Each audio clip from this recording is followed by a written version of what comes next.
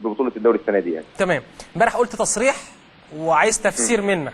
قلت الدوري ده في الحلم بس. يعني ايه الدوري ده في الحلم بس؟ تحلم بيه بس؟ لا بص يا كابتن كريم، يعني خلينا نتكلم. يعني انا دايما في الفرحه، دايما في الفرحه ببقى يعني بحاول ان انا اكون انسان واقعي، او حتى في حياتي عامه بحاول ان انا الواحد يبقى انسان واقعي ومنطقي، ويكون عنده يعني نسبه عدل. حتى مش عايز اقول كل العدل، لان اكيد انت كانسان عندك غلطات كتيره يعني. أي. لكن لما ببص في حاله الدوري كله زي ما قلت لك، في فرق قدمت اللي انا ذكرتها، سواء وادي دجله ولا الداخليه ولا سموحه ولا المصري ولا الانتاج الحربي ولا مصر المقاصه، قدموا موسم كويس جدا جدا جدا.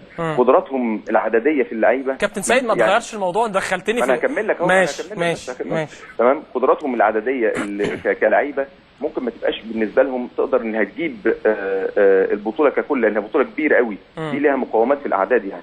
فلما ابص اقول ان الفرقه الوحيده اللي تقدر تعمل كده هي النادي الاهلي، واي حد كان بيحلم بعد كده ببطوله بالدوري هو بيحلم بيها، لكن الاهلي هو الوحيد اللي كان عنده مقاومات دي. يعني البطوله في الحلم فقط. فسرها انت زي ما انت عايز بقى يا عم. ما انا عايز اسال منك، انت اللي قلت مش انا، فانا بسالك. طب ما انا قلت لك اهو خلاص. ما فهمتش حاجه. غير بقى. ما فهمتش حاجه. غير بقى. طيب الفتره اللي جايه يوم الثلاث اللي جاي ماتش اسك. انا عارف ان الاهلي